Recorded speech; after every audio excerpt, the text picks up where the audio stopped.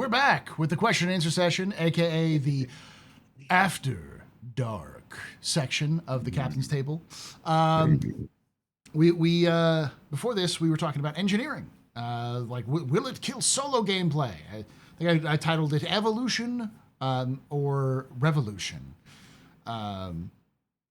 So I got to figure a different name for it for the actual live for the actual like recorded one. I got to something that's more punchy, something that's more clickbaity. Ooh. Is Star Citizen dying? Ooh, that's always a good one. Oh no!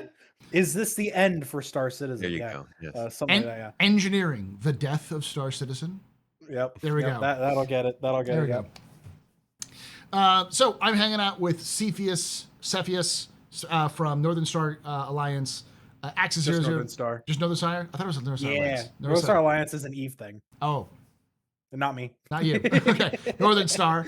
And then Axis 0096 from Luna Wolves, and also Axis 0096 on every location. And Space Tomato from the Garden, and also from all of the YouTube. All Tomato YouTube is Tomato. It is all Tomato. Yeah. People in chat, I hate clickbait. Yes, but you click it anyways because everyone clicks it. It's how it works. Honestly, I like clickbait. I love a good-looking thumbnail, and then I click it, and the video is good. Yes, as long as the video is good. If the video's good, that's the big thing. The video's got to be good. I always argue that good clickbait is what people want. You want something that's intriguing you and brings you in, and a good thumbnail and a good title bring you in to be like, please tell me more. As long as that video is elaborating on the title and giving you context, then it's good. So is it clickbait though, or is that just good presentation? It's good presentation, but it is literally clickbait because the whole concept is it's trying to trick you to click it, even though you don't know that if it's good or not. Because fair, yeah. Like it's which is the whole point. Yeah, just the whole point. Point of the thumbnail. Yeah. Anyway, let's get started with questions. These are questions from the audience that we've who've all asked this. We got a lot. The first question is from Gin and Tonic, who asks, people in fighters are better than 8 people in an Idris. So it's 8 people in fighters. Or 8 people in fighters. Yeah. Don't you think that engineering, in addition to big ships, that just being way tougher, that the big ship's ability to repair itself while in battles might change that balance? I mean, that's the point. I hope so. Yeah. Yeah. That's what it should do. It's kind of what engineering is designed to do.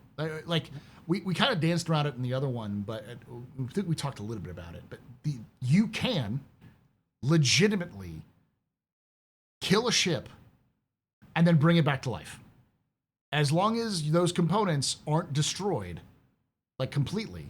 You can bring everything back to life. It is possible to just completely destroy a component, especially if it's like your power plant. If you completely destroy a power plant, it can go critical and blows up and the ship's dead. But anything other than criticalling a power plant, you can even like basically knock a power plant down to 0. It's still good. You just have to repair it. So hopefully that will change the balance. The other thing that has to change the balance is I have to be able to hit shit in a turret. If you can't hit shit in a turret, then there's no point, Then it's still better to use those ships. So. Yeah. All right, next question. Indoforo asks, now that GTA 6 is delayed a year, delayed a year? No, it's delayed like 6 months. Yeah. Is that good for an earlier release of Squadron 42? I'm not going to throw Tomato under the bus. I've done it too many times with this. So I'll start with Access. Then I'll throw Tomato under the bus. I'll take it down there, Access. Yeah. So I'm flinging you under the bus first, Access. Basically, the question is, do you think is this a good thing? Because do you think Squadron 42 is going to release now earlier in the year? Depends. Well, okay, depends on the state of the game. Because if it's a Cyberpunk 2077 release, yeah, I fear very much for future updates. Yeah. Because we all remember that disaster. I mean, I'm just saying the condition of the game releasing in all This seriousness. this is gonna sound even worse. It's still bad. It's just gotten the gameplay got better because they improved the gameplay. But like every time they've done an update, it's still broken the game. There's still major problems in Cyberpunk. Sorry, go ahead. I'm just saying they need to polish and buff this turd as best they can Do you think before that they even attempt to release it. Whenever they, what's your crystal ball of wisdom saying is going to be the potential release date, Paul? God, personally, I think CIG is shooting for October of 2026 because Vega happens in October. The attack on Vega happens in October. CitizenCon's in October. The game like actually launched its funding campaign in October. I think October has always been in their mind as a release date. You know, it's That's an interesting idea. because then they would start advertising it in like February, which for like a 9 month total projection. You could also time it along with the Day of the Vara going on in the PU Yeah, to potentially bump up the sales a little bit. I think if they do it, it would do fine because November because GTA is not until November. Baldur's Gate 3 did the same thing, where they jumped a month ahead of Starfield so that they could get some activity, some like actual oxygen in the room because they knew that everyone would be talking about and playing Starfield, and it did really well for them. because then Starfield didn't come in and breathe. No. It still didn't take the air when it released. Yeah, so that helped. But I mean, like BG3 was already being called Game of the Year like at the end of August when Starfield actually released in like September. Yeah. So, Ben brings up a good topic right there. but CitizenCon is the actual anniversary day. yeah, it's the actual anniversary of the Attack on Vega, which is October 10th. Interesting. Well, it might be the actually I think from the announcement trailer they did with the speech. But the thing is, I think it either hits in October or it gets delayed, and I don't think now that we know that they're trying to release the GTA in November, and that could slip again. Like, do y'all know the reason why it slipped? So Nope. they fired 30 to 40 people, and they claim that those 30 to 40 people were in a Discord, like sharing sensitive topics, sensitive things. Oh, the leakers. The supposedly. leakers. But it turns out that like half of those people were union organizers. So the belief isn't that these were leakers, that they were in this Discord to form a union and they were discussing salaries, which is against their policy. So they fired them because what's happened, at least from internal leaks, is that they fired them. At least the people who are working on the game at Rockstar saw this as an illegal attempt to stop a union, so they're intentionally slowing down. Like the union busting. The people who are actually working on the game are intentionally work slowage. They're dragging their feet. They were So they had critical to expand the time to November because they didn't think they could get those people up. So yeah, tools up. So Dude. Game development's hard. yeah, Pay your people. And I don't know if they're going to make it a year because they could have a potential lawsuit on their hands. yeah, especially since this was in the UK, not in the US. So which has a much different labor laws than the US does. Yeah, and they also people also said that the devs were key devs. So bringing this back into the Squadron 42 discussion, do we even know they're going to make November? They fired their chief devs for several of their like game itself. Like, how the hell do we know it'll even not be delayed again because of that? Or it might be Um, it might be like completely shelved because like they get a revolution. 2K is not against doing that sort of thing if they have to, if it costs too much money for them to juice isn't worth the squeeze. So I could see at least a year or two delay after this. it could. So like that's really depends on how bad they're impacted. So that's the other problem about delaying Squadron to like say February or like March of 2027, because they could just delay GTA 6 again until February, March of Yeah. 2027. Yeah, if So- you get target fixation, you're gonna be stuck running the whole time. Yeah. But again, I think I've been one of the chief proponents because I've seen this happen in the wild. I've experienced it myself.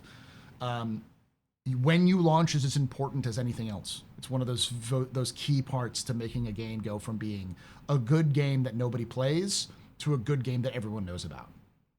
Titanfall 2.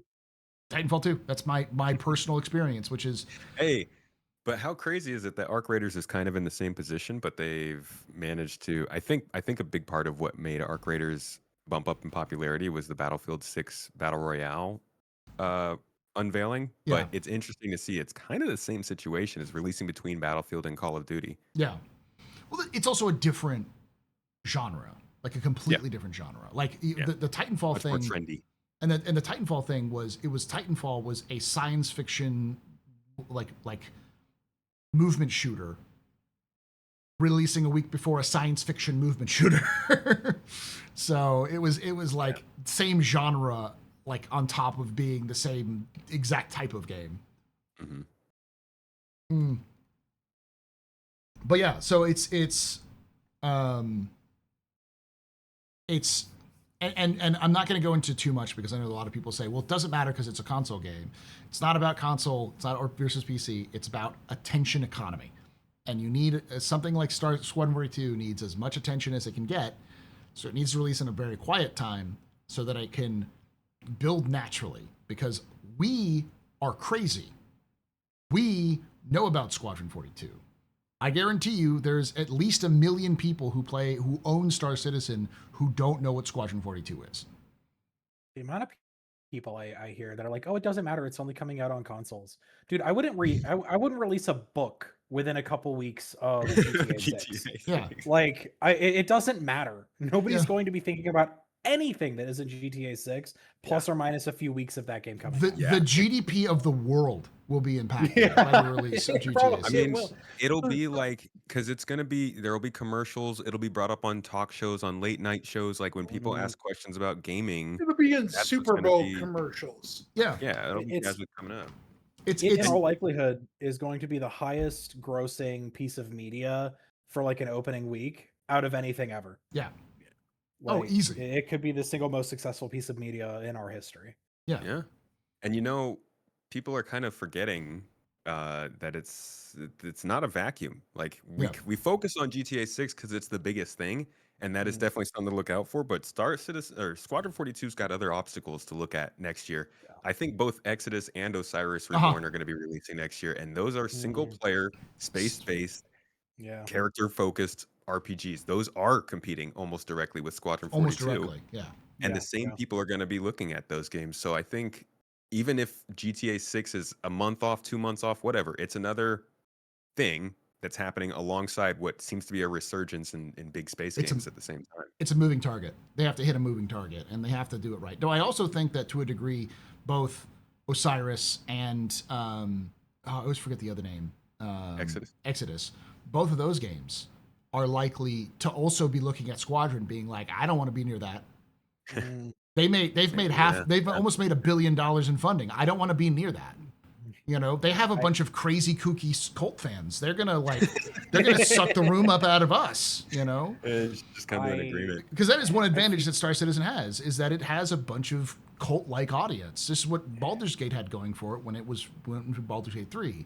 There's not a lot of Baldur's Gate fans, but there are enough people who liked Baldur's Gate 1 and especially 2 that when BG3 was even announced, people were losing their goddamn minds. Like it was insane. So I feel like CIG would be best to. I feel like sometime in the summer would be the best time Yes. to release Squadron. Whether or not they will, I doubt it. August, But I hope they do. June. Yeah, like August, June, June. August, Yeah, July, August sounds somewhere in good. there. right after Fleet Week would be Invictus. funny. Yeah, right after Invictus. You know. Yeah, I just hope they get next year still. Yeah. yeah. That's that's my like. I hope. It would be funny if they brought back Jex McCleary just for it. Well, I do think that at the very end they could also delay simply because they need more time. I mean, how many games have been delayed? Not just GTA, but how many other games have been delayed once or twice or even 3 times because they needed more time? Everything, every freaking thing at this point. Yeah. Yeah. So, all right. Gin and Tonic asks, reposted from Escape. Question: how do you feel about turrets? What changes would you like to see? Tomat, what do you think? They definitely need to be better. I don't know how that would be best done. I know the obvious one is speeding up projectiles of turrets, but I've heard whispers and murmurs that that wasn't really an option considering the engine and the way everything needs to sync over the network and stuff. Mhm. So maybe adding like a damage buff. I was thinking the turrets having their own capacitors, Yes. but even then, it feels like a turret needs to be more effective when it hits. You know, Mhm. like if you're flying around a damage. capital ship, Yeah. you should feel that DPS coming through to your shields as soon as you get close. Otherwise, you can still sort of sit around and soak in the shots. Even if your turret gets more shots, they might not be strong enough to really scare you. Back to the original topic we talked about, engineering. I do think this is where engineering could solve this problem. Because if you have, especially with ballistic weapons, if you have a location where you can just run in, like in Jump Space, where you can walk up and just attach more ammo to your main guns and kind of keep it going. If you, instead of just attaching more ammo, you can also move it up. It's like, oh, we're facing small fighters. Swap out the heat rounds for flak rounds. So now suddenly those capital ships and larger ships, if you have that flexibility on the fly to change your ammo type, especially with ballistics, it becomes, now this fighter gets eaten up in a you don't have to hit the fighter, you just have to hit near it, and it gets hit up and gets damaged. So I think stuff like that can also help it out. But Yeah. I agree. Damage, range. I feel like turret ships, the guns you put on turrets, they should increase the range of those guns longer than on fighters. And it's like, well, why? Because computerized bullshit. That's why. All right. Because big ship go boom boom. All right. Like Space magic. yeah. Duh. I feel like I would like to see a engineering integration with turrets. Make it dependent. In the case of ballistics, they can have that case where you can switch out the type of round. That could be the benefit. Give it incendiary rounds that do a little bit more shield damage. APC. For flak rounds, armor piercing, stuff like that. You can give that an advantage that way. For energy based turrets, which is the majority of them, make it a question of power allocation. You can overcharge turrets. Maybe you get a greater rate of fire, greater damage, greater range, but you can't overcharge all of your turrets. So now you've got an engineering job where the captain gets to go, weapons, divert more power to port side turrets. Yeah. And then you get to overcharge those turrets because you got an Idris over there that you're shooting at. Something like that, I think, would add a lot more dynamicism as well as make the turrets more effective. Maybe just raise their baseline effectiveness by like 20% too. Yeah. But give it that choice. Another thing that's Multicrew, someone brought up, like hacking gameplay, some good old solid electronic countermeasures. You know, something that like you can like blind their tiny ships because you've got a larger ship. You know. DPS, I've actually had a thought of the Ares Ion having an overcharge or a boat burst mode. You know, yes, I'm a Gundam fan. Yeah. You might know it from, but like the Ares Ion charging up like a large charge cannon, it's ion cannon for a single devastating hit. Also would look diverting cool as all shit. the power to minimize its shields. It charges up like what, Paul? 30 seconds, maybe? Yeah, You have something to like hold that. it. And then when it hits, not only does it just drop an Idris's or even a Javelin's shield punches a hole in it, but it can do physical damage to the ship. The problem is the drawback.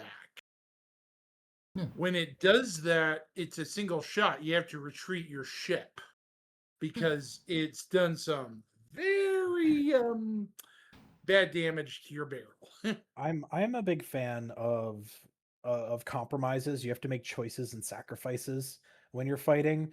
If we gave the Ion an ability like this, you're dropping your shields, your thrusters are almost useless. Mhm. You can't run, you can't move, you need cover, and you got to sit there and wait for it to charge. Meanwhile, if that capital ship has identified that you're about to do that, they can divert more shield power to where you are, like the face that's facing you, so they Yeah. can tank that blast. It That's- gives situational awareness a big benefit. There's so many ways they could make this super dynamic and interesting. Yeah. Exactly. I'd love to see something like that. Yeah, I mean, I'm thinking like already when Axis was talking about it, and you responded with like, oh yeah, they divert power. Like that's a very Star Trek thing, but again, that's also a very Gundam yeah. thing, where like this thing is being set up, it's going to take a minute to charge. Can we like fire the thrusters on this gigantic asteroid space station so it moves just out of the way so it doesn't get hit by this gigantic beam? Like it adds drama, it adds tension to sort of to the gameplay, that sort of thing. But yeah, there's a lot of solutions to the problem that I think could be done that don't involve the basics, because like the things that everyone wants is speed of projectile speed and increase range. Those are the two things that I hear all the time for turrets. But as Tomato pointed out, I've heard that projectile speeds just don't work. Like they can't, because of limitations, engine limitations, they can't speed up certain projectile speeds. So but yeah, I think that's gonna the drawbacks of the projectile speeds are going to be diminished a little bit because of the updated flight model for the fighters, making the travel speeds not uniform in all directions. Your strafe Yeah. speeds are going to go down. That's going to make dodging shots a lot harder, which I think will kind of naturally balance those projectile speeds. all right. Next question comes from Gin and Tonic, who asks, "This will bother me forever. This is a hill I'm willing to die on. No starship is going into battle would willingly enter a fight with atmosphere in the ship. Why shouldn't there be a fight? Why shouldn't we be able to fight in an evacuated ship? You can. Yeah. There is one downside, though, which is what CIG is doing as a balance thing, is that no atmosphere means there's your coolers work harder. And if your coolers work harder, they need more power for those coolers, which aren't going to be used for your weapons or your shields, because the atmosphere ambiently cools some of your components. So it's a rock, paper, scissors thing that CIG is trying to do. We're like, yeah, you can evacuate all the atmosphere, and so you don't have to deal with fires, but you also will heat up your components because the atmosphere is also cooling down your components a little bit. So, Yeah. Good little rock, paper, scissors. I love rock, paper, Yeah. scissors mechanics in games. So Yeah, I feel like it will be fun to do that sometimes. Yeah. But also at the same time, like life support is going to take up power and stuff. Yeah. It'll wear and tear if you have to keep refilling your ship and all that kind of stuff. You can minimize the air in the ship. That way, anyone getting on board the ship, say non-suited, would have more difficulties getting around. Yeah. But still keep low oxygen. That way, you're below human breathing levels. All right, I'm going to address something because someone said, so the vacuum of space is warmer? That don't make no sense. All right, let me teach you about thermodynamics. There are three ways. There are three ways you can cool off. One is radiation, just by like if you hold your hands out if you're hot, eventually the heat will dissipate. And then the other one is If there's no medium. There's no medium, yeah. But if there's no medium, there's no way to do the other two, which is what is it? It's Conduction and convection. Yeah, you were an engineer. You know what I'm talking about. So, man, Cepheus knows. Cepheus this probably was has my to know job. this. So Yeah. conduction and convection are impossible in a vacuum, and because they're impossible in a vacuum, that means that it's harder to cool things down. It's one of the reasons why, if you look at the International Space Station, a lot of those big, gigantic solar panels aren't solar panels; they're radiators, because they build up a fuck ton of heat in this International Space Station, and they have to radiate the heat out in some way because it's the only way they can cool off.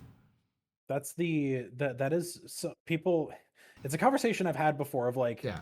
how realistic is something like Star Citizen, Elite Dangerous, The Expanse, etc. They're all kind of harder sci-fi. The single least realistic component of any sci-fi media, more or less, except something hardcore like Interstellar, is heat. They Yeah. don't have radiators anywhere.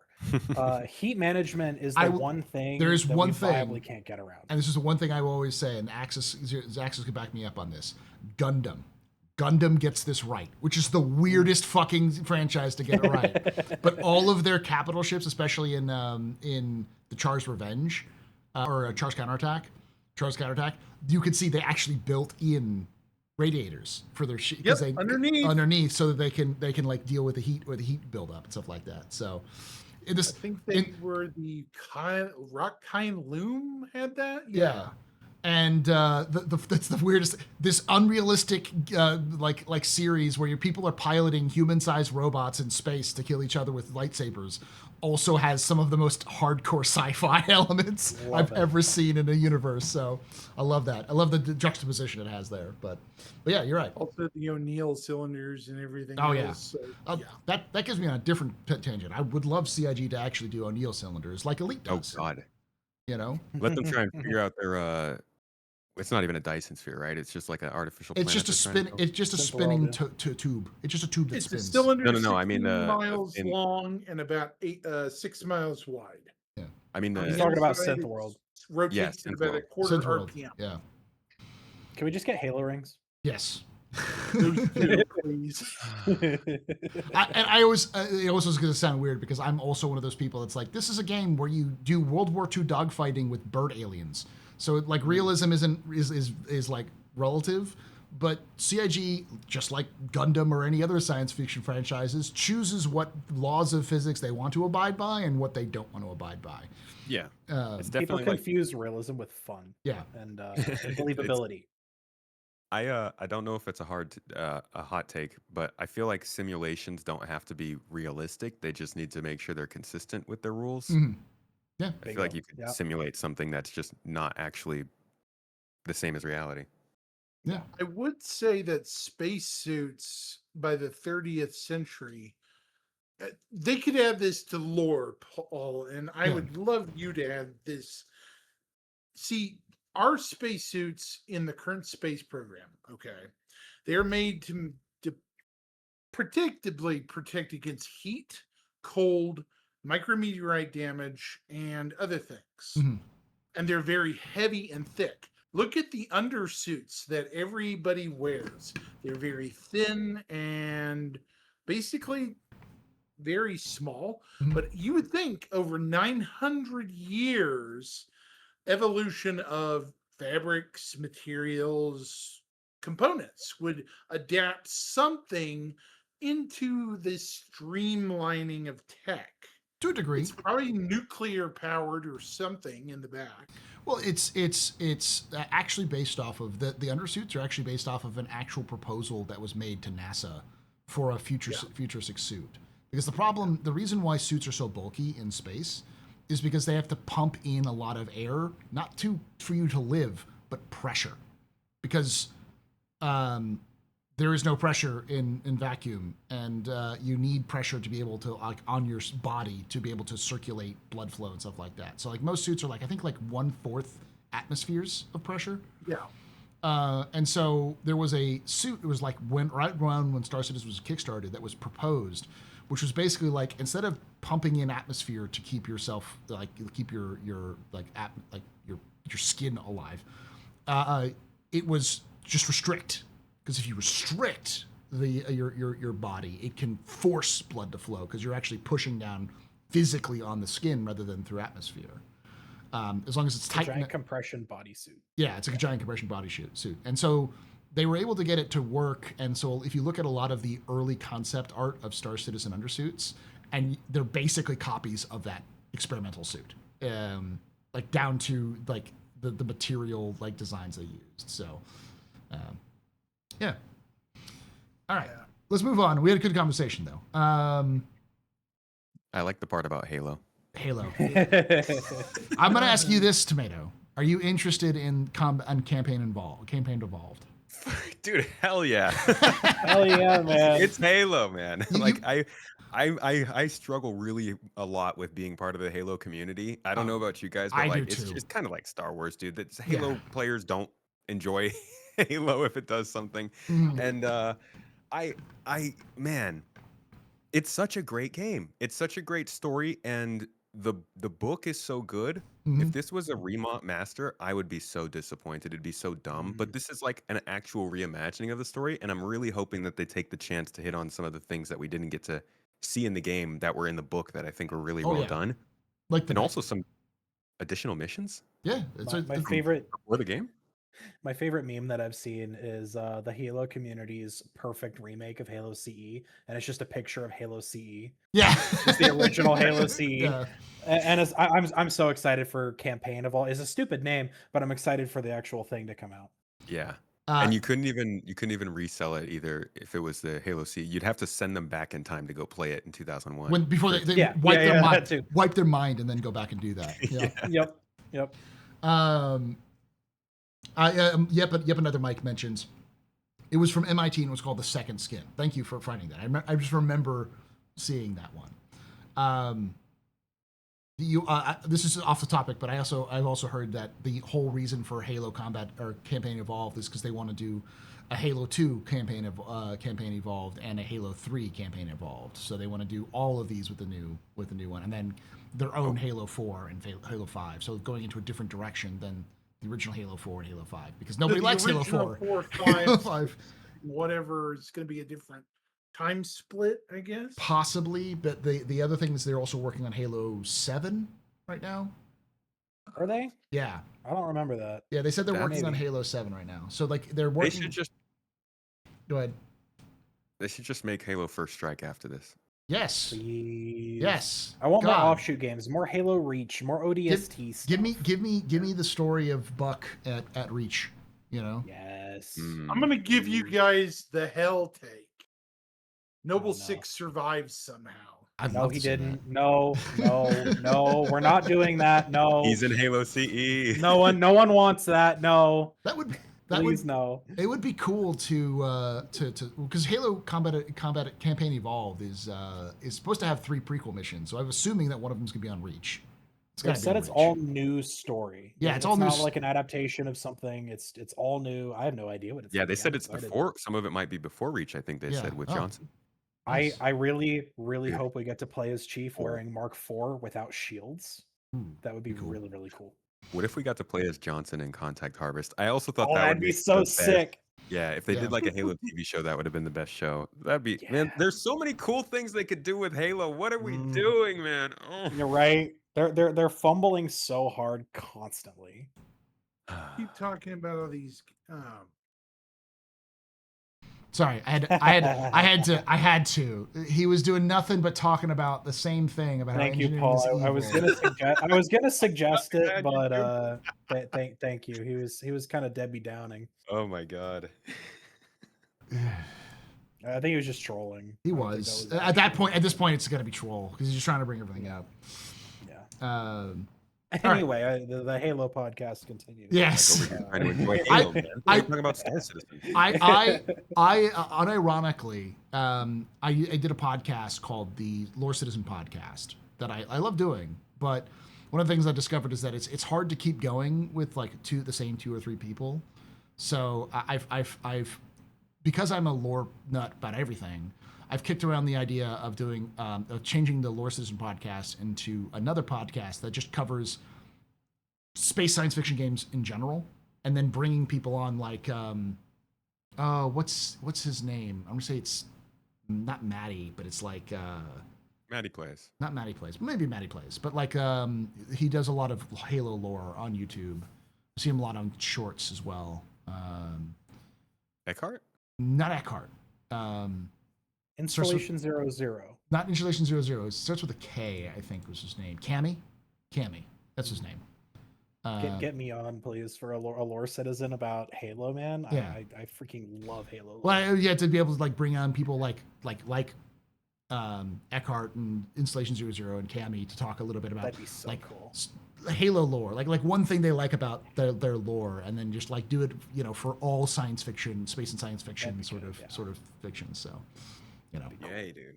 So tell me, chat, if you and if you're watching this after the fact, tell me if you want to see that. It'd be cool to do. I was inspired because there's somebody who did the guys who did Adeptus Ridiculous for 40K did their own podcast now called Acceptable Losses, which is which is all about doing grimdark universes. So like they did like Trench Crusade, they did Fallout, they're doing like BattleTech, and they're bringing some people on to talk about that kind of stuff. Cammy Shep, thank you, Shady. So I don't know that channel. yeah, they just started up like 2 weeks ago. So I've been Okay. oh, not Cammy Shep. Cammy Shep's been around for a long time. You should follow Cammy Shep if you like Halo stuff. Yeah, I haven't heard that. Yeah. All right. Next question comes from Shabasta, who asks, once engineering comes out, how will players know the difference between engineering mechanic kicking in, i.e. worn out QT drive, or a bug? That's the secret. They might be the same thing too. It might be worn out because of a bug. Yeah. That's why they're taking so long with engineering, man. If engineering is a buggy mess when it comes out, it breaks the whole game. Mm-hmm. They cannot screw it up. They probably will, but they can't. Yeah. I think they'll do okay. A lot of these tests are helpful. I think if they did what they wanted to do with ePTUs, where it's just like, play this game for the next 3 months and we'll update it routinely to fix it. I feel like that's a good way of fixing features because people will still want to play it, Yeah, assume engineering. Step 1, assume engineering and attempt to fix. Step 2, if no fix, bug. Yeah. That's the other advantage, is that it could be a bug where it's just broken, but then you can just fix it now and you continue moving. Gin and Tonic asks, people get their wish and you can blade the fuck out of a big ship and fly it solo and be effective. Doesn't that make the buying ships with real money actually pay to win? No? You won't be able to do that. You won't be able to buy blades with real money. You'll have to buy that with in-game cash. And I don't think blades are just going to run your Idris for you. No, they'll just auto target ships that are around you, kind of like how PDCs work right now, or PDSs work right now. I think there'll be limitations to how many things you can blade as well. Yeah, there'll be a power limit. The one thing that I know, I've heard so many people complain about this, but it's gameplay. Very few ships will be able to completely power every system at the same time. The exception will be like solo ships, like the Aurora will be able to do it, but even like the Cutlass and the Freelancer won't be able to power every system at the same time. Which, I know Axis and Cepheus, you both, and I'm sure you do as well to a degree, Tomato, have played Elite Dangerous. Yep. You can't do that in Elite Dangerous either. Like, you got to shut off the frameshift drive in order for you to power some things up. But sometimes you don't. If you power up your frameshift drive, you don't need your guns, so you have to like turn those off and that kind of thing. So, but also, if you have a hammerhead and you blade all of the guns, you have a tier 0 hammerhead with a bunch of blades, not a tier 5 or tier 3, which you'll have to upgrade yourself as well. So You think they're gonna try and bring him back to the store? They're just waiting. The blades? Yeah. I think CIG got so gun shy from that. I think the message they learned was blades are bad, and they're trying to like figure out if they can rethink blades. And it's like, no, we don't hate blades. Not blades, yeah. It's the selling of the blades which is the problem.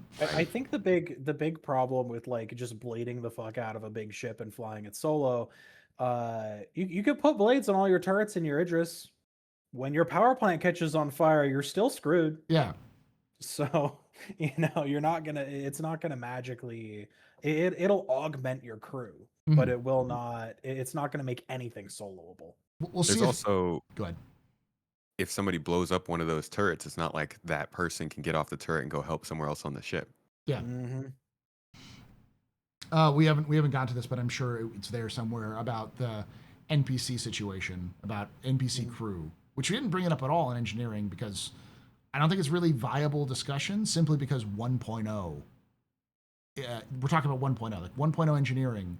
Now, it's a decent. Not going to have NPC crew. But 1.0 engineering, 1.0 is not going to have any NPC crew. So like, there's no point in having that discussion because the game is going to have to stand on its own with 1.0 without NPC crew. So,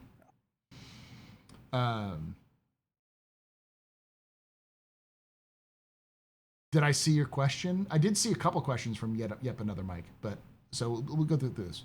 Jay Grizz asks, do you guys really think that CIG did not sell these ships while telling people they would be able to solo their ships with NPCs? If so, then we wait. And if they don't, /refund/sue? They did not sell those ships while telling people they would be able to solo them with NPC crew. No. They said they didn't do that. They said you could use NPC crew. But the message was always other people are more effective. And even now, they've said you can still fly the ship solo. Yeah, to be quite honest, I am actually really interested in how it all goes down legally speaking, because there are plenty of things that CIG has said that aren't going to happen. Yeah. There are things they have put in the stretch goals that aren't going to happen. So I do wonder what ends up happening with them. I mean, hey, if you're disappointed with the way something goes, you can try to sue them. I don't know if it'll work, but there are certainly things CIG has said. I don't know if this is one of them. For instance, I really don't know all their words on NPC crew, but like there are definitely things they've said that will not happen, or things they've said will happen that won't happen that are going to happen. And I think it's like I don't know really what's going to end up happening after that. I think it's with that point though, it's a matter of legal, and the problem is, and this is gonna sound sort of shitty, but you're going to have a lot of money to take on CIG. They have a legal team, and they'll probably have more money than you. So the question is, if you want to take it all the way to the court, you're going to have to explain to the judge what you're doing and what a Banu merchantman is. Whereas all that CIG has to do is prove that they've done everything they can within their power, and things change, and they made it clear that things change, and that things might change, and they legally accepted it. Yeah. That little disclaimer that you click every time you make a pledge it's gonna pull a lot of weight if someone decides to throw punches. Yeah. Dude, what if you clicked a lot of accepts, and if you didn't read it, I don't think you even play the game now unless you click accept for some of these things. So, yep. You know. Oh, what if that judge though is like an OG Kickstarter backer? Then CIG's fucked. All right, then CIG's fucked. They're like, you got this, dude. Open and shut. Yeah. But yeah, let's hope that's not the case. Well, the thing is that like just in general, it's been done before. People have tried to sue CIG, and they've lost. So, for similar things, you know, yeah. But a lot of countries have different consumer laws and how it affects it. Yeah, it's true. I mean, the CIG may have to, in certain countries, offer refunds, like Australia. But there's also a matter of, like, there's a lot of legal... This isn't a legal take, because I'm not a lawyer, but I know enough to be stupid and say that, like, there's always going to be a leeway for larger companies, especially, if we attempted to do this, it didn't work. We had to change to make it work. They have a product versus no product at all. And as long as they're not like, this will give you a blowjob and send you to the moon, and then change it to, now it's just a 4-track tape and a pat on the back. As long as it's not something that extreme, then most of the times it's not going to go anywhere. What's on the tape? Soothing sounds. Oh. Yeah. Resk does bring up a good answer. The European Union would be the only real question. Yeah, but I mean, it's also such a like a what if sort of maybe in the future possibly that it's like I don't think it's much of a value to discuss it, honestly. other than just being like, well, they're going to get sued. And like, I've thought that thought as well. Like CIG is saying we're going to release 1.0 with 5 systems. How many people who bought the game for 100 systems will be like, I bought for 100 systems. I want my money back. I didn't get 100 systems. It's like, well, only if you were a Kickstarter at this time before this, like there'll be a lot of like that sort of thing. So, And then it's like, what are the damages? yeah. How do you compare the 100 systems? Because technically, it's quantifiably more content now than it would have been with the 100 systems. So I don't know. It'd be a weird argument. All right, there's a weird question here, and I'm just all I'm going to say is this because someone is asking, said specifically, Cepheus is wrong. They did say that. G Grizz, which since I know you've been on this similar to the other dude who I had to ban earlier, Greg or whatever, maybe the same person with just 2 accounts, which is weird if you are. Well, he's been a little more constructive than Okay. I was.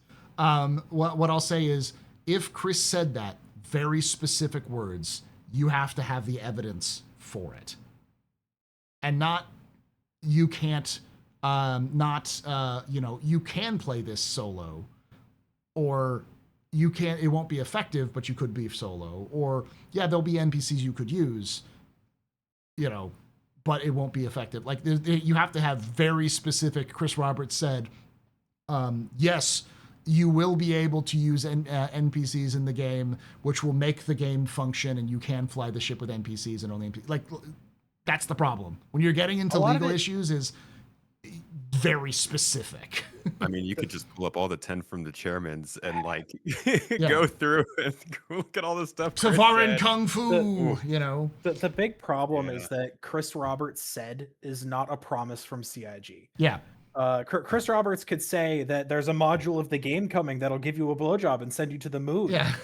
and that does not legally behold CIG to release said product. Yeah. If they said you would be able to solo it with NPC crew on the store page when you buy it, and they promised that you'd be able to do that, then maybe you've got a leg to stand on. But Chris Roberts said 10 years ago in a 10 with the chairman does not behold them to those promises on a legal basis today. Yeah. Not even close. I do want to say though, like specifically, while it's not a legal or technicality problem, I do think that like CIG deserves some shit for the amount of stuff that they've said in the name of just like keeping the excitement going. Oh yeah, because it has for confused sure. the Yes. hell out of people. Oh yes. It has made this so hard to understand. I have personally seen Aaron do this. This is one of those things that made me a little bit more jaded to Star Citizen when it came to like it was the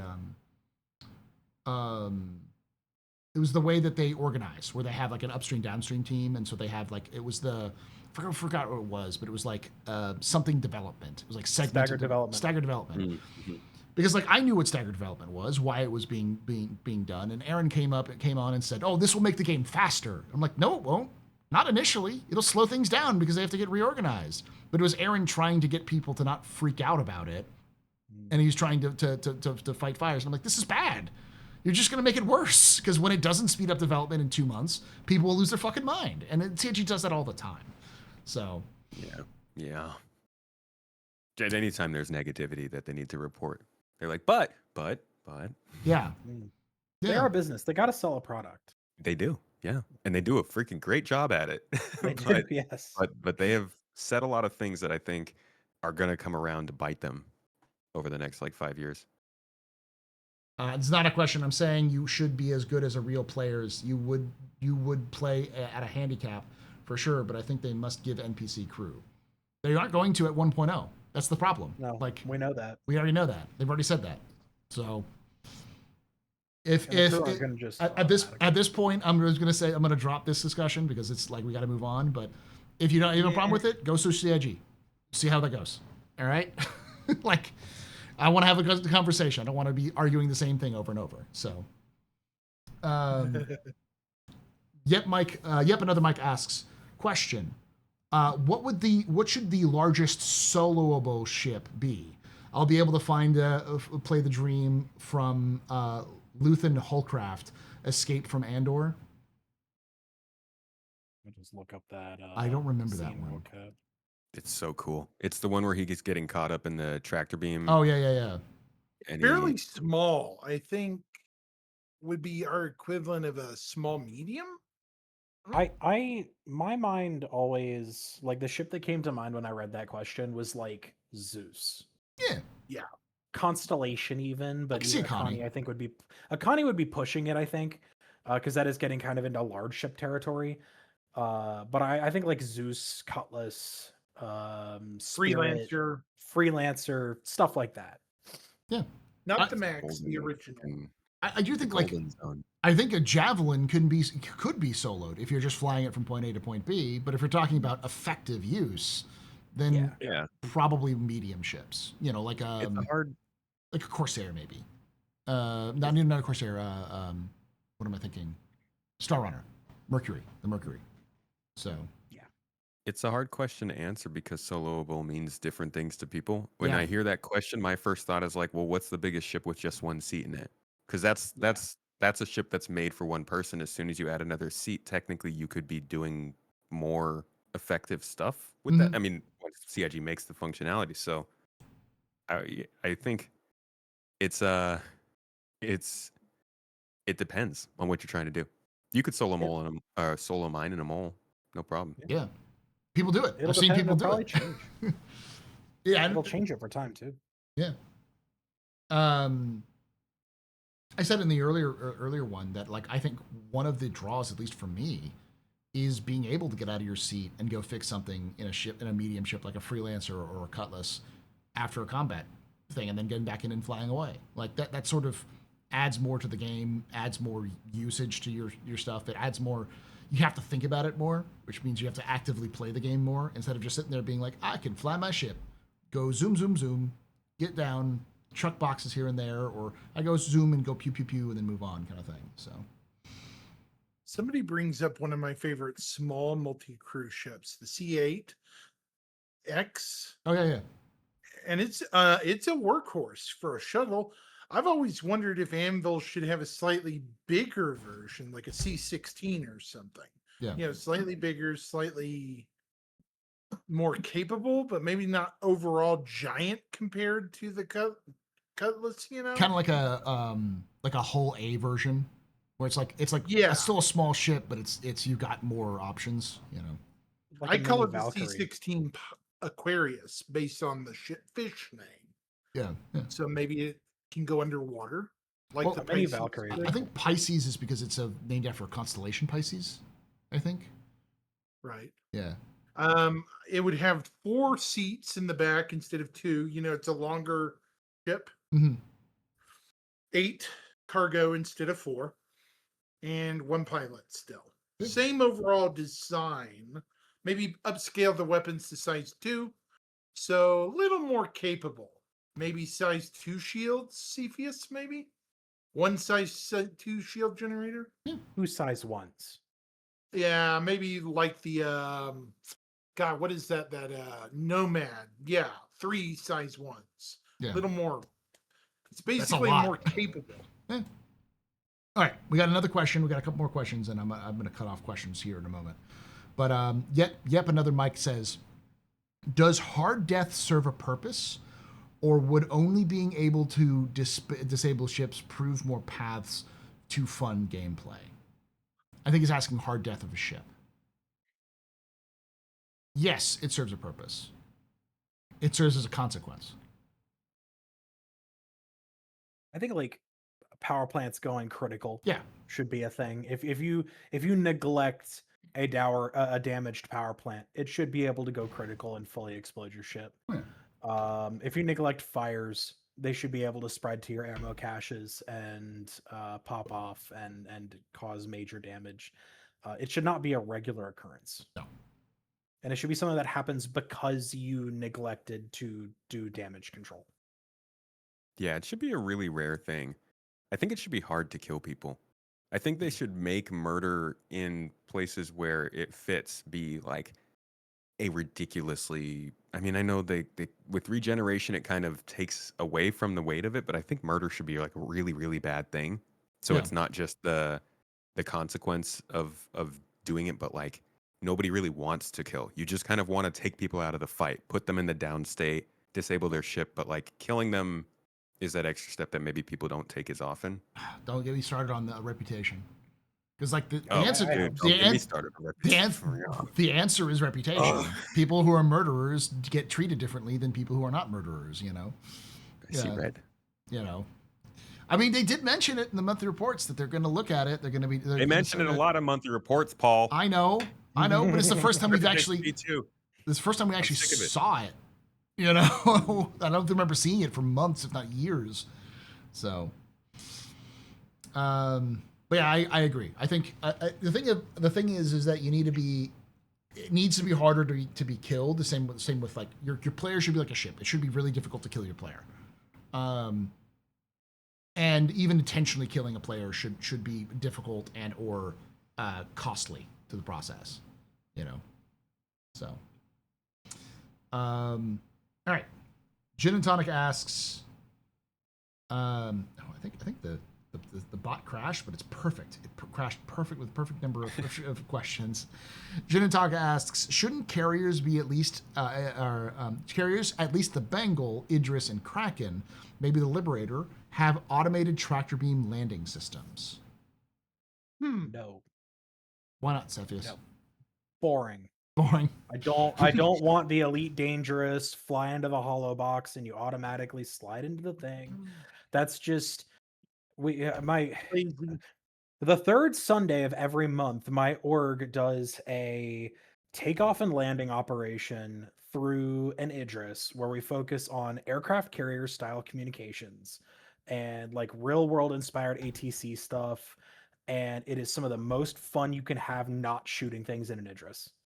It is so freaking cool. And all of that becomes null and void if it's all automatic.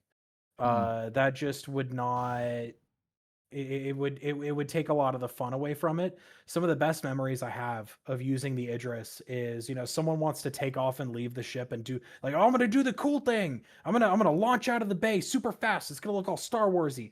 I'm like, all right, don't crash. Kaboom. Yeah. And then they blow up. And it's hilarious. An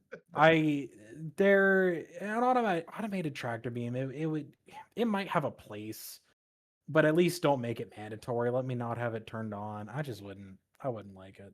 Yeah. Also, isn't auto docking planned? Auto docking is in the game right now, but it's only for hard docking. We're not talking about hard docking. We're talking about auto docking in the sense of like landing on a moving ship, which is a little different. So. Yeah, it's rough because you have to, like the game needs to understand what it is you're trying to land on. Yeah. You have to somehow be able to like select that spot, and the game then can track it. But I think the ideas of doing automatic procedures like maybe travel, flight, navigating to city, stuff like that, those could be AI blades, possibly little additions to the ship computer that you can use to make your ship fly a little easier. Mm-hmm. I mean, there's one exception to that, which is in the Idris, which I want to see, but they have it in Squadron, but they don't have it in Star Citizen, which is you should be able to dock your freaking NPUV in the NPUV bay because it's supposed to dock vertically, so you like dock to the ceiling of the bay. Right. So that should be a dock. That could be an auto dock, but Yeah. The distinction I think comes when you distinguish docking with landing. Yeah. If you are going in and landing on your own gear, just setting down in there somewhere, that should not be automated. But if you are attaching to something, then the auto dock that presently works. If you use a Merlin with a Constellation, you can auto dock that. It works the same way as using a Starfarer. Whether or not the auto dock functions properly is a different question, but it's there. I feel like that's okay. Would be cool to have something like wires, like on modern carriers, like you have to snag a small section. Yeah, I was going to suggest something like an arrestor wire would be cool, because it could still end up with you tipping over out of control and exploding. So really damaged stuff. Yeah.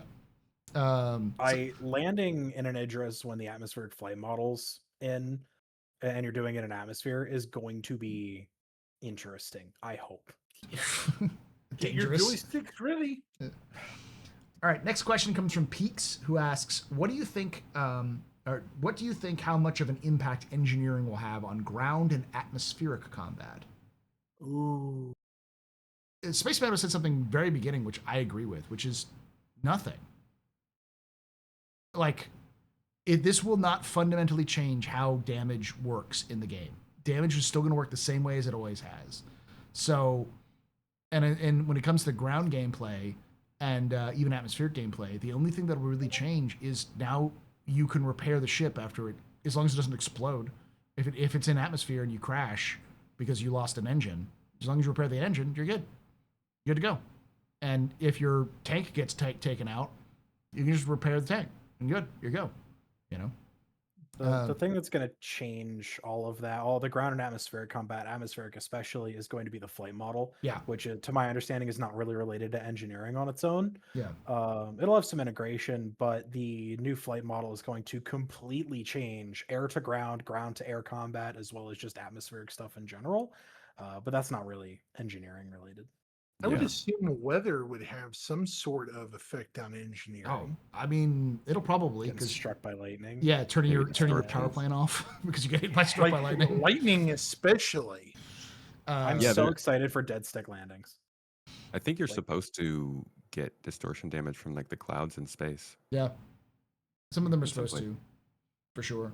Plus, I'm sure radiation will have some sort of damaging Sandstorm effect. might have abrasive effects on flight model. Yeah, You make it wear your paint faster. That'd be cool. they already have that. But you fly around too fast, and your skin actually, the skin on your ship actually gets sandblasted away. You can actually see the skin dissolving away as you fly. Oh, that was just a time inverse thing, or is that actually dynamic? It's now? dynamic. Oh, it's not dynamic. Oh. It's dynamic in the sense that, like, if you go into atmospheres, it does that more frequently. Oh. So I didn't know that. Somebody That's else cool. had brought up solar flare, EMP burst. Yeah. Yeah. solar flares. Yeah. It'll also, Axis mentioned towards the beginning of the pod, engineering is not just on ships. Yeah. I think one of the best things that they could do in this game for like general running of missions is hook up engineering or resources at the outposts and have the turrets that defend all these locations run on an actual power system. Yeah. That would completely change the way we approach bunkers. Yeah, you could easily infiltrate in, blow up the power source, and now suddenly you don't have to worry about. Yeah. Or You know. sneak in and disable them. Yeah, that's Say what I mean. with something like the Geist armor, sneak in, disable it, and then your whole crew just flanks everything. Yeah. All right. Walter Hack asks, question: what are your most anticipated uses of engineering in game? Personally, like ships or munition works, or are you guys open to like a moving engineering workshop for players who got stuck? That's good and interesting. Like a space AAA. You know, where you like Bunch of fleet of Vulcans. well, not even Vulcans, because you could do it with like a whole C, or not a whole C, a C2, like a small ship. It's like, oh, I'm stuck. Cool. We'll just get a small, take my C2 out. We can get you, scoop you into the bay, like pull out your components, repair them, get them back, put them back in, get you back and going. You know. Yeah. Someone said the Look- SRV, or load up a bunch of spare components into a Hercules. Yeah. Sorry, Axis, I cut you off. My bad. What's that? I thought I cut you off. I thought you were going to say something. Oh no. I was just getting in It'd my be seat. cool.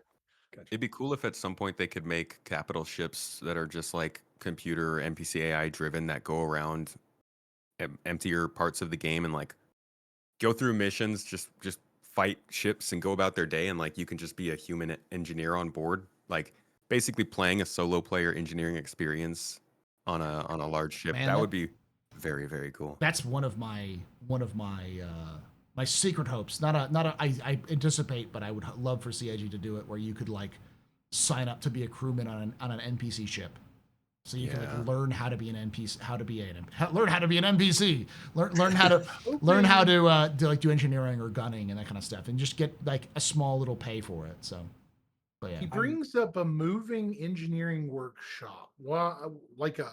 Does he mean like a tool bag or something he can pick up? I think Or something on his person? I think he's mentioning Space something AAA. like Space AAA, like because like you know how sometimes you can call out a vehicle and it'll come out and they'll actually like do maintenance on your car like on the side of the road because like they have the the tools to fix up those things. So it's that I kind of thing. kind of like to have a toolkit I could put in any ship, even in Aurora. Mhm. You know, like basic stuff that I could use to at least get field repairs if I'm by myself That's what the to get up, fly, and leave. That's what the pyro multi-tool is.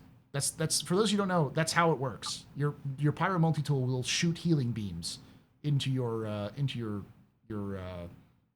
components and heal them. Warp, warp, warp. Yeah, that's it. That's the healing noise. But it's used as the pyro multi-tool, so just the right attachment is all you need. So, also well, you can also use it to fix up your exterior too with your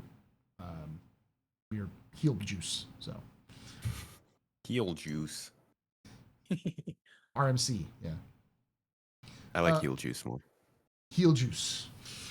The Rusty Pigeon Gaming Channel asks, after single base building, do you think we could build our own small town and gather NPCs that we could then crew our ships and fleets? Thanks for the awesome content, guys. Thank you, Rusty. In a long enough timeline. Possibly, yeah. I think at the very least, we're more likely to see Star Wars Galaxy style settlements where people will just draw together naturally because of maybe one big org that's protecting an area, and so people just build a small shop near that org space because the org will protect them as long as they pay a little bit, and that way they don't have to like get a big org to protect them. They can just open up a shop, and you'll see experts gather to these places depending on where they are. That's what happened with Star Wars Galaxies. So yeah. Man, that'll be really cool. This is my first MMO, so I have no idea how it goes when base building comes in. But people have very, very, very big expectations. I'm hoping to just kind of sit back and watch it. To be honest. Yeah. I'm wondering how plots will work, because that's a very old concept. Mm-hmm. And a lot of people have been saying with engineering and all the stuff with base building, land claims and stuff, that's going to get a rework or some sort of like reassessment. Well, I think it only matters for like UEE space, so like secured space, so that security space, yeah. And everywhere else it doesn't matter, right? Because they even talked a little bit about how they're planning on having them work, which is they recently talked about this, where they said if you build a base in like a European server, it will be on all European servers in that location, and you will not be able to interact with that base unless you are on the server with the person there. And I think they're discussing something like automatically teleporting you to that server if you want to. If you That's get near just for them. combat. That's just for combat, yeah. Yeah, you can still like shop at the base and do refining and crafting if they've got the stuff on a different shard. Yeah, but you still need permissions to get in, that kind of thing. So yeah, it's interesting. All right. Peaks022 asks, what do you think? How much of the engineering gameplay has to be toned down by CIG because people exploiting or abusing the system too much? I can't think of how you'd exploit engineering. I can imagine that it'll come out that it's just, if you shoot an Idris in this particular spot, an arrow can take one down. Yeah. It'll blow up immediately. They're gonna have a lot of balancing and bug fixing to do. I don't think it's gonna be toned down. That's a very specific word. I don't really know what it means either in this context. Yeah, but it would be interesting to see what happens if you can just say get a hammerhead and then have all the turrets be good, but then like have 20 people on board who are all engineers. Like the question then begs, what are the deterrents to keep people from doing that? And like from pay, like blading, obviously, life support. Yeah, blading all the turrets and then having an army of players who just run around and fix things to keep things going. Yeah, or both. I'm just thinking like if you have enough players on your ship that somebody can literally sit there and just hold down the gun on the button on their multi-tool to keep a component like at infinite health. Yeah. Is there something that's stopping that from happening besides the obvious? I think there's wear and tear. So like the more it gets damaged, the more it gets it's kind of like how when you get an injury, your top health is reduced. Yeah. So like There's the There's a- more it takes damage, the more it wears down, the lower the top health it is. So eventually it'll just Right. Yeah. go to 0.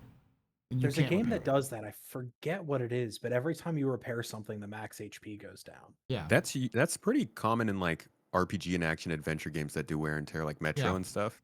Yeah. Yeah, I feel like that's how they'll do it. Is you can just every time you repair it, it has lower and lower max HP. Yeah. So, Dune They does do that. it. Yeah. There is Dune does that. Yes. okay, yeah. Thank There is you, like the Waffle. life support, obviously, as a blocker, but like everybody could be wearing helmets. I'm just the life support's the obvious one for me, and I'm wondering what else they could do. But that is a good one, having like durability versus actual component health. Does anybody know if they're doing that Yeah. with engineering? They Yeah. did that in the Okay. preview, tech preview, like the early tech preview they did like a year or two ago. That Cool. there was you couldn't heal it past a certain point if it was damaged. Like Okay. if I remember correctly, there was a max you could take down. So also you can out DPS healing. Healing is slow. So like even Okay. if you had like 4 people on it, you could easily just rip it apart with the right damage. So all right.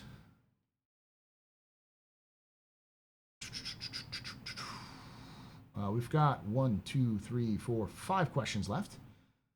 The Rigsby asks, someone else asked something earlier because I didn't ask questions, but I do want to address this one just because it's one of those things that I see a lot, which is with rapid AI technology advancements in mind, how do you think it can change Star Citizen? For example, if we teach locally installed neural network to use computer, it could be used to control Star Citizen.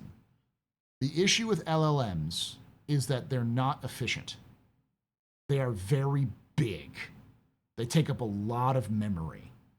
I always like to use this, and this is an earlier version, and obviously in some cases they've gotten a little bit more optimized, but generally speaking, it's less optimization and it's more just, they're still huge. There was a mod that someone built for Skyrim that turned all of the NPCs into LLM-driven AI components. So like they would respond to you on the fly using ChatGPT. And the install on that was like 15 times the size of the game. Wow. It was huge. But to be fair, Skyrim is pretty small in terms of its footprint because it had to be installed on a 360. So like its actual install is very minimal, but like the AI itself was like 80 gigabytes or something like that. So like adding any sort of LLM tech to Star Citizen would increase the file the file size by a lot. And the question is it worth the time to develop one, to train one, to implement it, and to bug fix it, and then also to while also increasing the file size dramatically. So It's already a big game. yeah. So But they are using some AI tools already. they are, but it's not LLMs. We're talking. Yeah. What was it? Oh gosh, They're using 11 11 Studio. Labs, but that's the Yeah. 11 Labs is I think is mostly for their for localization. They're trying to Okay. use that for localization. Yeah, they also They're are using also machine learning. Yeah, Yeah, which they're also using with they're using machine learning with the planets, yeah, but that's training it on the Earth data. part of like that's part of the development of it, not the actual implementation of the game. Yeah. Do. Let's move on to the next question. There's nothing left to solo in Star Citizen. Rigsby asks, as there's nothing left to solo in Star Citizen, should the question be, how will engineering impact gameplay and retention, and will it incentivize new players? Will it incentivize new players? Yes, absolutely. I think people are far too black-pilled or too fatalistic about engineering at times, because like I guarantee you there are some people out there who have not heard of Star Citizen who, if they heard about engineering, would immediately go like, I am in. I want this Dude, it's- experience. You know, It's so weird that people think folks aren't excited to like tinker with a spaceship. yeah, It's cool. yeah. Vibes, the vibes. That's what I keep saying. It's good vibes. Like I said, how many times have you seen a scene from Star Wars where Han and Chewie are trying to fix the Millennium Falcon while they're being chased, and there's like sparks and everything? And how many times have you seen a Star Trek, episode where where like one of the engineers is running around like crazy trying to fix everything, while everything's like exploding around them? It's like it's a staple of the genre. So I feel like a lot of people are missing the part where like just the nature of the question is there's nothing left to solo. I see other people where it's like it's going to make the learning curve more daunting. yeah, If you have an Aurora, an Intrepid, an Avenger, you're not even going to think about engineering No. unless you choose to. It's not going to be a part of the learning curve. It's going to be another thing for you to learn as you get more comfortable with the game. It is not a barrier to entry. Now, just don't buy $1,000 spaceship day one. Yeah, it's just a screen on your MFD. We've had that screen. Yeah. Since 2019, you have been able to see the damage that's been done to your menu. I think they removed it at some point, but thrusters could get damaged. You could see that damage. You could see it repaired. You could turn the thruster off. Like this stuff has been there. existed. Yeah. It will make the learning curve, I think, harder. But I think it makes that learning curve, like you're saying, after you reach the ships where it's not as big a deal. Like we were playing. This is a good example. I was playing Expedition 33 with my wife. She's currently running through it, and like we can actively see that there are parts of the game that we're not supposed to play because you're going to unlock things. You're going to learn things that make it more fun when you get to that point. Engineering should be the kind of thing that, like you said, doesn't affect you in those first couple hours because you're learning the game. But by the time you're 10 hours in and you're looking for more depth, you're looking for things that you can do that, like maybe you want to look back on your old self and call an idiot. Engineering is a really solid thing, I think, to introduce. It's just about communicating it right to the player. I think if the issue is with the learning curve, Star Citizen does have a learning curve, but that's just a matter of the game's not done yet. So there's no point in trying to smooth out the learning curve with mechanics which aren't finished. Like we don't even have proper downing mechanics that work properly. We don't have an inventory that works. We don't have an inventory that works. Yeah, like they're building a brand new inventory system. So like there's a lot of like elements of the game that need to be finished, but it's a game development, so it's going to have a higher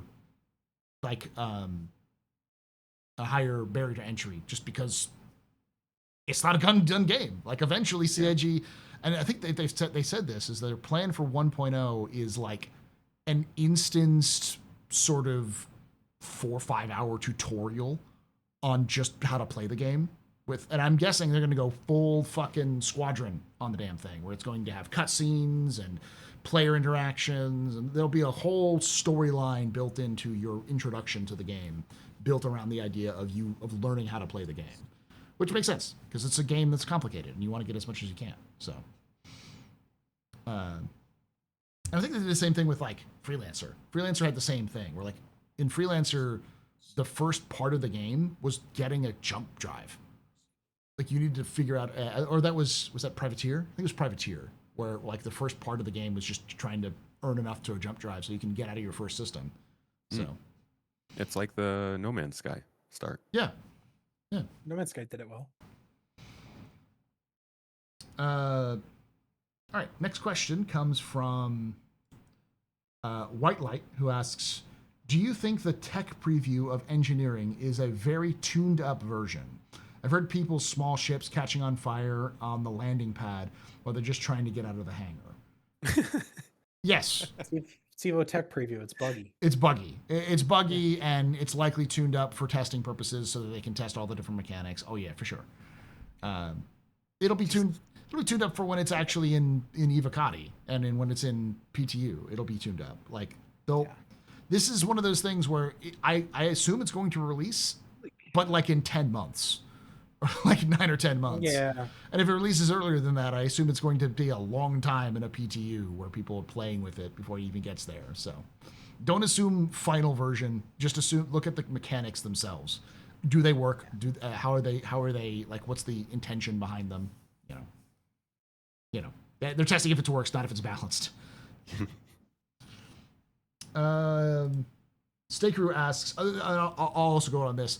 Generally speaking, this is why knowing everything about Star Citizen sometimes is bad, because people freak out about the tiniest things.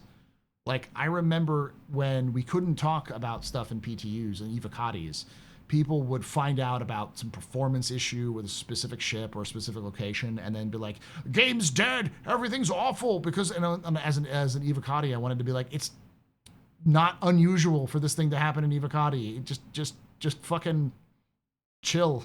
Like, I mean, the same thing's happening with Nyx. People are like, it's done. This release won't happen. It's so buggy. And it's like, it's first wave. Yeah. They've already fixed a lot of the performance issues with Levski already. Like I was just in there before now, and I was getting 30 FPS before I was getting 10. Yeah. You know. So some of that's volume, some of that will change here and there, but it's clearly they did something. So. All right, we got last two questions. Stakeru asks, do you think CIG should have a category of missions/activities such as small-scale operations versus large-scale operations and have balancing rewards? Absolutely. Absolutely. If you pay attention to what they pay, they kind of do. Yeah, but I mean, you'd want to have something that was like, this is for 3 people, and it pays out well for 3 people, instead of the being like, this is for 1 person, you know, like saying for 1 person, and it's like 1 million credits, but its reality is designed for like 6-7 people to work through. A lot of the missions do. If a lot of people don't read the mission descriptions, but a lot of the missions say like bring a couple people with you, bring a couple wingmen, and they do that. It's so funny. I'll have a couple of the newer players, some newer players in my org be like, so I tried this mission and I died immediately. This game is hard. And we're like, what'd you grab? Oh, I saw this mission that paid 308,000. And it was some like combat gauntlet thing. I thought it'd be fun to take on in my Avenger Titan. And well, I'm like, yeah. Cepheus, you're expecting them to read. Yeah, that's where I went wrong. That's my problem. Do not read. Yeah. Gamers don't look up, and they do not read. I would not have nearly as many people in my watching me on YouTube if gamers read, because like most of my content through this channel, or not through this channel, through the Astropub Live, is just me reading stuff CIG has put out there, and I can't. That is so many people just that you don't have time to read, but like I don't do that sometimes. I'm bad at reading mission descriptions because mission descriptions are just fluff. But until they're not. Until they're not. But CIG, that's the problem. Is that CIG needs that learning curve of teaching people that mission descriptions aren't fluff. They're content. Hey, Paul, I'll be right back. Sure, we only got one more question anyways, but yeah, go for it. Yeah, no problem. I like that there's an entire discussion going on right now about LLMs in general. I felt like my take was very balanced. I wasn't like bad LLM bad, AI bad. I'm just more like, just look at the practical component of things. But I mean, it's like the internet, dude. We had the internet for decades before we really figured out what we could do with it. Nobody was thinking, oh yeah, internet, great. I'm going to use this to control my fridge. Yeah. It just kind of, eventually you find that. The internet, great. I can walk around with that on my phone. Yeah. Cell phones didn't even exist when the internet came out. Yeah. I mean, they existed, weird. But they were like the phone, but you could walk around with it, Yeah. You got to use your car to transport. Yeah.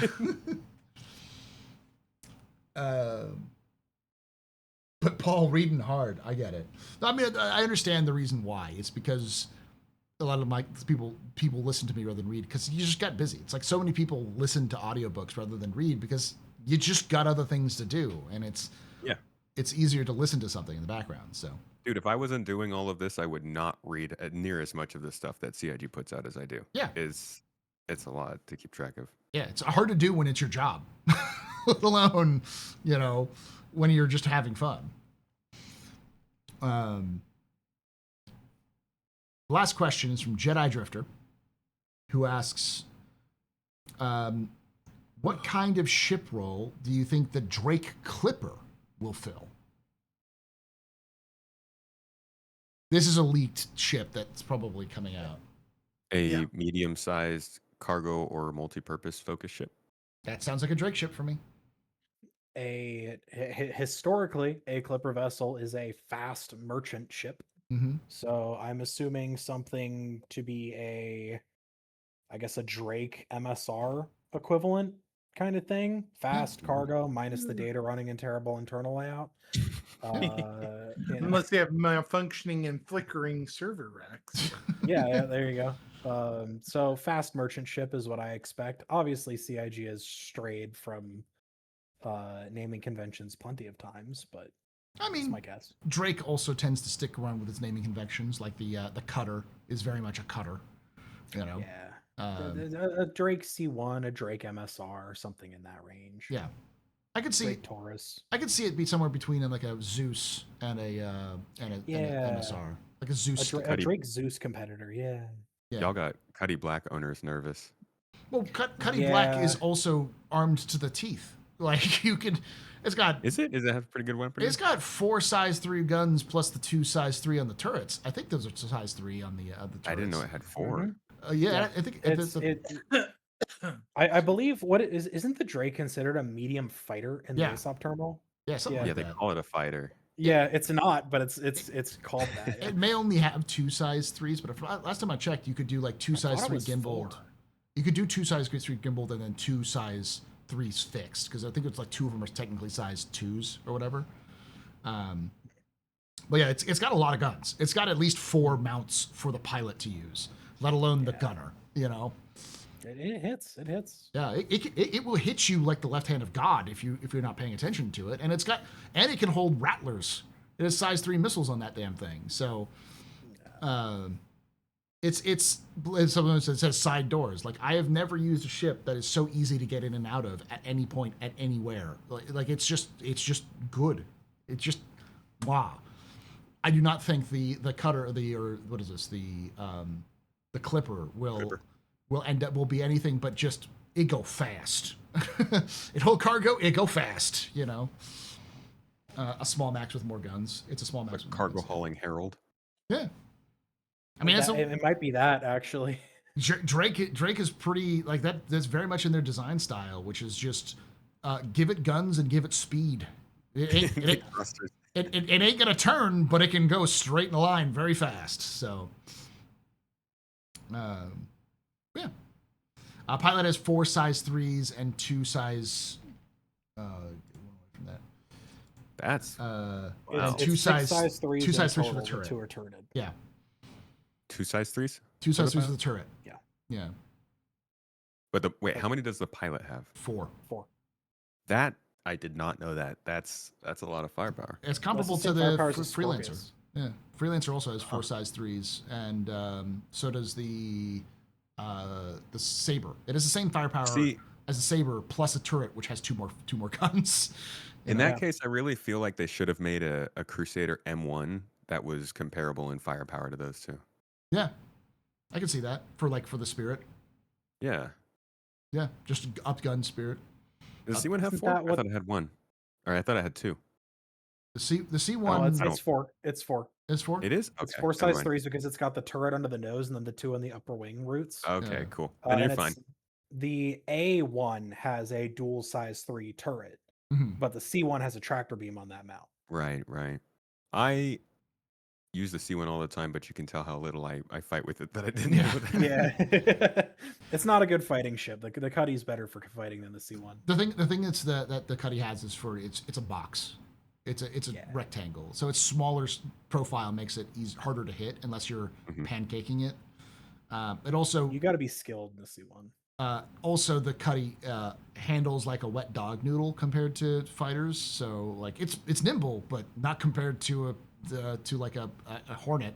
A Hornet will eat its lunch. So that's always said that it's the best multi-role vessel because it is the master, jack of all trades, master of none, but it's better than a master of none. It'll do everything you want it to do. Okay, so all right, that's the last question that I gathered. Thank you so much for hanging out with us. Thank you to Space Tomato and Cepheus and Axis for coming on and hanging out. Make sure you check out Cepheus at I want to say Northern White Star Star. SC That's on wrong. YouTube. Northern Star SC. YouTube, yeah. Check out Axis at 0096 on all platforms, and you can check out Space Tomato on everywhere tomatoes are sold. He'll Including be the there, farmer's market. including the farmer's Yes. market. He'll just pop out. You just walk up, and his head will pop out, and be like, "Hey, what's going Completely organic. on?" Yeah. $4 more expensive. if you subscribe to my organic Twitch channel, it's actually 50% more.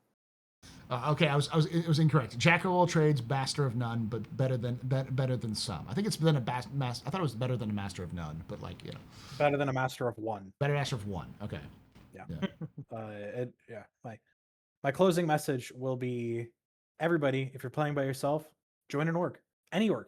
Join an org. Find one that fits your vibe. Join an org. It is the single best thing you can do for your gameplay experience in Star Citizen. Find a community you vibe with. I would been meaning to say this as well before we signed out, but the other thing at this point, the real thing that will alleviate a lot of the fears of engineering solo play is a working goddamn social system. Yeah, that too. If Please, CIG dear God, had CIG. a working goddamn left looking for group feature, you would Yes. alleviate so much of this concern, because then people would Yes. actually be like, oh, I can actually find people. So, Yes. Yeah.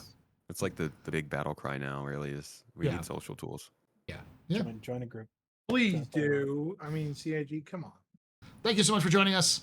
If you did enjoy this, hit that like button, subscribe for more content, and hit the bell icon to be notified when this release. As always, I want to hear your thoughts on anything we talked about down below in the comments, and join us live. Twitch.tv/theastropub, youtube.com/@the Captain's Table Podcast. On Saturdays at 4 p.m. Eastern, 1 p.m. Pacific. Would love to have you join here and ask your own questions to us. Thank you for watching, and like I say every time, hope to see you someday in the black.